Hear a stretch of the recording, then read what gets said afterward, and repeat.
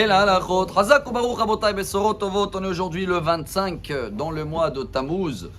Il nous reste pas beaucoup de jours, 65 jours jusqu'à la fin de l'année. Et c'est maintenant le moment de se purifier. En général, on dit chaque chose qui a été mélangée avec quelque chose d'interdit, en principe, Batel Beshishim, il s'annule avec 60. Pour cela, il y a dans notre paracha une source de vie magnifique, que je pense qu'il faut la lancer également aujourd'hui.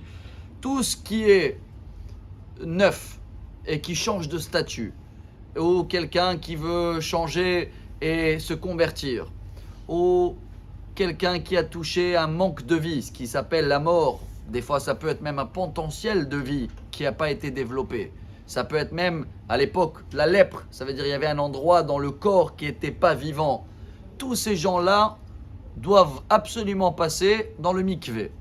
C'est quoi le mikvé? La source, elle est dans la paracha. Après que tous les vaisselles qui ont été utilisées chez Midian, ils arrivent à Moshe, il dit, voilà, il y a eu plein de choses non cachères qui ont été utilisées. Qu'est-ce qu'on fait? Alors, on a compris hier que El-Hazar, il donne la règle et il dit, tout ce qui était passé dans le feu, il faut le passer dans le feu. Dans l'eau bouillante, de l'eau bouillante. De là, on apprend aussi toute la cacherisation de vaisselle pour Pessah.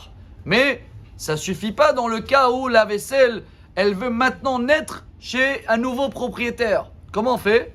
Mikvé. Qu'est-ce qu'il y a de spécial dans le mikvé, chers amis? Pourquoi je ne peux pas le tremper dans la baignoire? Alors, bon, bien sûr que c'est une hok, zot hokat Torah. C'est une règle que Dieu il a instaurée. Mais à nous d'essayer de trouver un petit peu de goût dans l'eau, si ça se dit comme ça. C'est vrai que le mikvé doit être naturel, ou de l'eau d'en bas, ou de l'eau d'en haut. Mais pas quelque chose qui a été intervenu par l'être humain. Pas du tout. Il faut que la quantité minimale de l'eau, 40 CA, ça peut être entre 400 et 700 litres, etc. Ça doit venir naturel. Parce que quand Dieu il a créé l'homme, il a pris de l'eau d'en bas, il a pris de l'eau d'en haut. Et tout ce qui est nouvelle création, dès qu'il sort de mikvé, que ce sera une femme qui sort de mikvé, la vaisselle, un homme qui sort de mikvé, c'est comme si qu'il vient de naître, comme si qu'il vient de sortir de le ventre de sa maman. C'est pour ça qu'on enlève aussi tous les objets, rien. Et quand il sort, nouveau statut, il est monté. Pour cela, dans la halakha également, construction de mikvé passe avant une synagogue.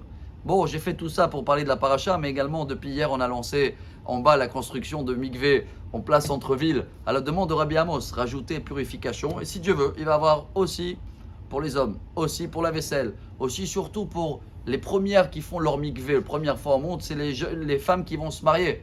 C'est à partir de ce mikvé-là qu'ils vont partir sur une vie pure. Alors, jamais on le fait, mais chacun qui veut participer, c'est votre mikvé, c'est pas le nôtre. Chacun, il a un devoir de mettre quelques gouttes d'eau dans ce mikvé-là. Et comme ça, Bezrat Hashem ensemble, chaque fois qu'on va pouvoir faire un mikvé, participer dans un mikvé, chers amis, c'est comme si on va avoir de la force et on vient de renaître et le passé est effacé. Et voilà comment Bezrat Hashem va terminer en beauté les 65 jours qui nous restent jusqu'à la fin de l'année. Et tout le mauvais qu'on a fait sera annulé dans ces 65 jours. Bezrat Hashem, Besorot Tovot et excellente journée à tous et Toda Rabba. Amar Rabbi Elazar.